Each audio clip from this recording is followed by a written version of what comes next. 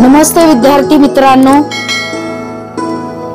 आपण यशोदीप शिष्यवृत्ती मार्गदर्शन या चॅनलवर व्हिडिओ पाहत आहात। खूप छान वाटतं, आनंद वाटतो। खूप विद्यार्थी स्वतःहून फोन करतात, शंका विचारतात आणि आपल्या चॅनलचं वैशिष्ट्य असं आहे की शिष्यवृत्तीला आवश्यक असणारं सगळं साहित्य म्हणजे भाषा विषयाचं, गणित विषयाचं, इंग्रजी, बुद्धिमत्ता, सामान्य ज्ञान, व्याख्यानं आणि मुलांना तुम्हाला सांगू का की गाण्यातून अभ्यास होतो। अशी जवळजवळ 40 गाणी मी युट्यूबवर टाकलेली आहेत। ती तुम्ही सर्च करा, फुलपाखराच्या लोगोवर टच करा, त्या प्लेलिस्ट मध्ये जा। प्लेलिस्ट मध्ये गेल्यावर अभ्यास गाणी येतात आणि अभ्यास गाणी काही विद्यार्थी पाहत नाहीत, परंतु गेल्या वर्षी मी आता काही दिवसांपूर्वी अहिल्याबाईंचं गाणं टाकले। खूप सुंदर गाणं आहे आणि त्या गाण्यामध्ये त्या अहिल्याबाईंचं सगळं जीवन चरित्र, त्यांनी काय काम केलं, त्यांना कोणती संबोधनं लागली, हे सगळं त्या गाण्यातून लिहिलेलं आहे। आणि गेल्या वर्षी असाच एक प्रश्न आला की खालीलपैकी कोणता अलंकारिक शब्द आहे, आणि मग सत्वशील हा अलंकारिक शब्द आहे माहीतच नाही, तो कोणासाठी वापरतात हेच माहीत नाही, पण सत्वशील, पुण्यश्लोक हे अहिल्याबाईंसाठी वापरलेले शब्द आहेत आणि ते आपल्याला माहीतच नव्हते। आणि म्हणून अशा पद्धतीनं गाण्यांचं जरी श्रवण केलं जेवताना, प्रवास करताना, तरी सुद्धा तुम्हाला खूप सारं नॉलेज मिळणार आहे। आणि आपल्या त्या गाण्यांवर आधारित, उतार्यांवर आधारित, संवादांवर आधारित 3500 पुस्तक, 3500 प्रश्नांचं पुस्तक आहे, ते आवर्जून तुम्ही वापरा। खूप त्याची किंमत सुद्धा कमी आहे, परंतु ते तुम्हाला आउटपुट जास्त देणार आहे, तुमची शब्द संपत्ती वाढवणार आहे। तर ते पुस्तक सुद्धा आवर्जून वापरा। तर चला तर मग आता नव्याने बदललेला अभ्यासक्रमामध्ये आलेला, खरं तर जुनाच आहे परंतु त्याला वेगळं मार्क दिलेले आहेत, वेगळं त्याला प्रश्न विचारला जाणार आहे। इतर ठिकाणी विचारला जातच होता परंतु त्याला भारांश दिलेला आहे आता, आणि म्हणून आपण त्याचा वेगळा व्हिडिओ बनवलेला आहे। तर इंग्रजी अक्षरमालेवर आधारित समान संबंध याच्यावर कशा प्रकारचे प्रश्न विचारले जातात त्याचा नमुना आपण इथे बघणार आहोत। समान संबंध म्हणजे काय असतं? समान संबंध म्हणजे त्यांनी जसं केलंय तसंच आपण करायचं, बाकी दुसरं काही नाही। त्यांनी काय केलं ते ओळखायचे। बघा आता इथे आपण मगाशी जसं आपण अक्षरमाला लिहिलेली होती ती अक्षरमाला इथे लिहूयात। ABCDEFGHIJKLMNOPQRSTUVWX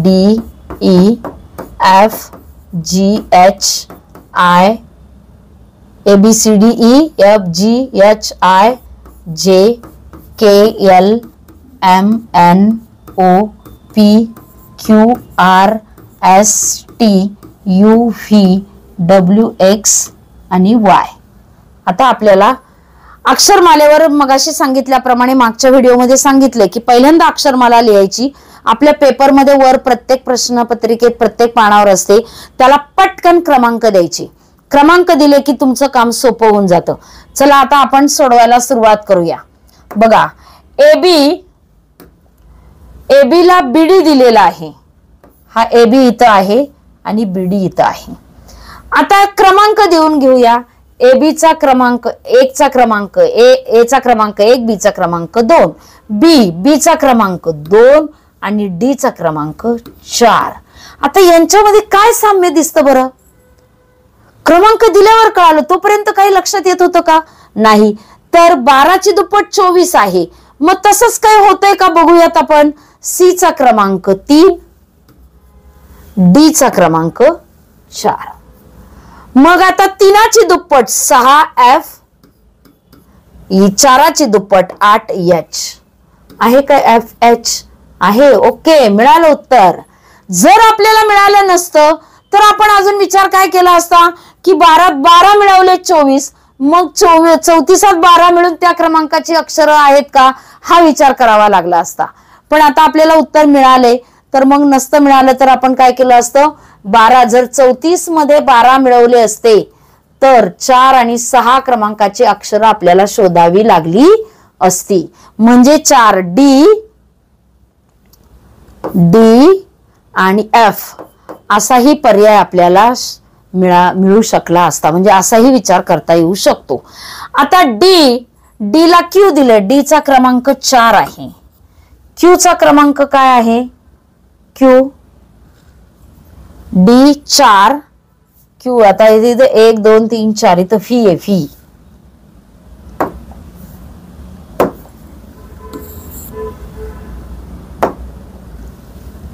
इथं फी दिला तर व्ही चा क्रमांक काय आहे?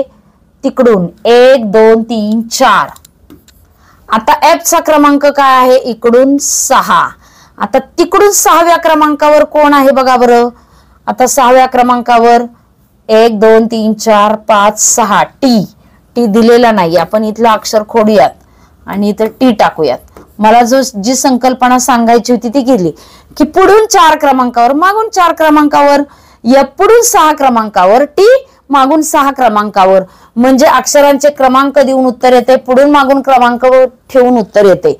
म्हणजे आपल्याला अशा पद्धतीने विचार करता येऊ शकतो. आता ए ला इथं 3 दिला, एम ला काय? आता ए चा आणि 3 चा काय संबंध आहे? एखादा म्हणेल की ए 1 नंबरचा आहे, त्याच्यात 2 मिळवले. एम किती क्रमांकाचा आहे? 5 आणि 5 10 आणि 3 13. 2 मिळवले. 15 क्रमांक आहे का इथे? नाही. मग आता आपल्याला विचार करावा लागेल. मग ए मध्ये रेषांची संख्या 3 आहे, एम मध्ये रेषांची संख्या 4 आहे, म्हणजे रेषांच्या संख्येनुसार आपल्याला इथे उत्तर मिळालेलं आहे. मुद्दाहून मी इथं पर्याय दिलेले नाहीयेत. आता ई ला के, सी ला काय?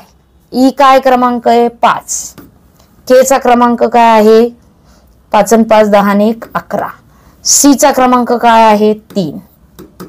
आता पुढचं अक्षर शोधायचे. आता काय काय विचार मनामध्ये येऊ शकतो?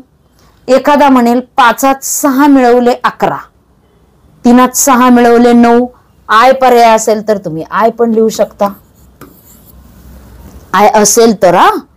एखादा म्हणेल 5 आणि 11 ह्या मूळ संख्या दिसत आहेत, मग 5 आणि मूळ, 5च्या नंतरची 7 मूळ गाळली आहे, मग 3च्या नंतरची 5 मूळ गाळायची आणि 7व्या क्रमांकाचं अक्षर जी हे पण येऊ शकतं.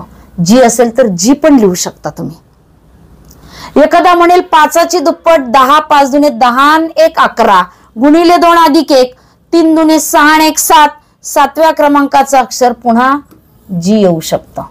म्हणजे 2 पद्धतीनं जी आलं. म्हणजे जसा पर्याय आहे तसं आपल्याला विचार, त्यांनी जसं केलंय ना, ज्या विचाराने प्रश्न काढलेला आहे त्यांच्या विचाराने आपल्याला पर्याय शोधता आला पाहिजे. आता पुढचं उत्तर प्रश्न शोधूया. सी चा क्रमांक 3, आय चा क्रमांक 9. काय येऊ शकतं बरं?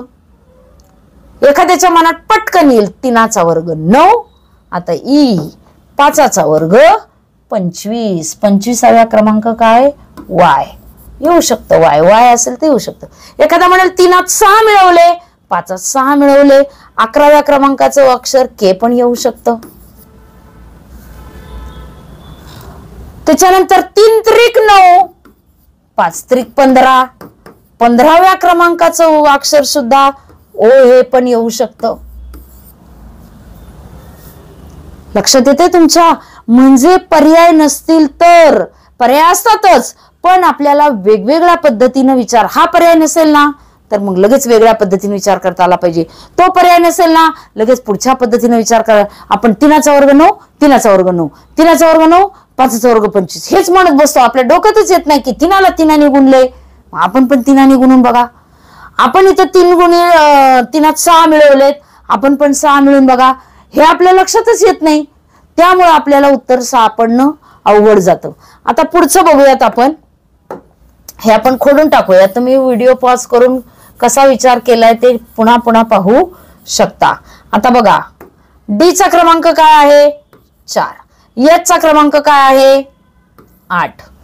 आता आय चा क्रमांक काय आहे? 9. आता आपल्या डोक्यात काय काय विचार येऊ शकतो बघा बरं.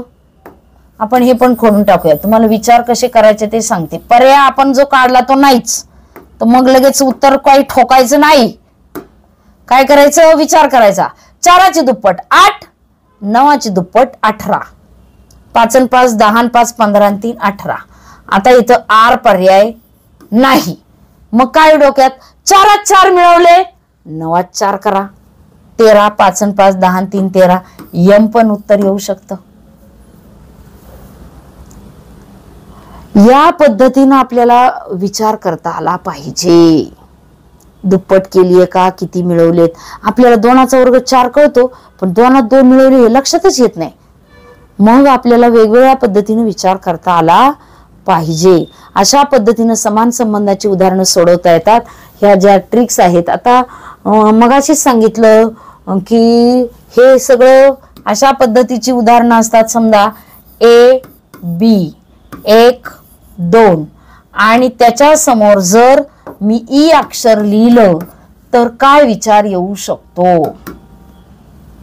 अक्षरांच्या क्रमांकाचा विचार केला, पुढून मागून विचार केला, संख्या ज्ञान लक्षात घेतलं तरी येत नाही. शेवटी लोणचं बघावं लागतं.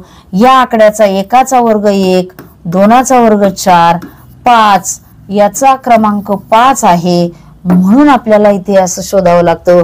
म्हणजे त्यांचे क्रमांक द्यायचे, वर्गाची बेरीज करायची, क्रमांक द्यायचे, त्या आकड्यांची बेरीज करायची, क्रमांक द्यायचे, त्यांचे गुणाकार करायचे, क्रमांक द्यायचे, त्यांची वजाबाकी करायची, क्रमांक द्यायचे, वर्ग, त्याचा पहिल्याचा वर्ग, दुसऱ्याचा घन, दुसऱ्याचा घन, पहिल्याचा वर्ग. अशा पद्धतीने सुद्धा आपल्याला लोणचं करून हे उदाहरण सोडवता येतं. नक्की तुम्हाला या प्रश्नामध्ये नक्की तुम्हाला पूर्णपैकी गुण मिळतील, कारण तुम्ही छान व्हिडिओ पाहिलेला असेल. हा व्हिडिओ नक्की मुलांना सगळ्यांना शेअर करा आणि यशोदीप शिष्यवृत्ती मार्गदर्शन चॅनलला सबस्क्राईब देखील करा. आणि आपली पुस्तकं घ्यायला विसरू नका, कारण आपलं पुस्तक एक तुमच्या वर्षभराच्या क्लास इतकं काम करतं. कारण क्लासला जाऊन जसं शिकवलं जातं तसंच आपल्या पुस्तकामध्ये QR कोड आहेत, ते जरूर पाहून तुम्हाला घरच्या घरी सुद्धा अभ्यास करता येतो. धन्यवाद.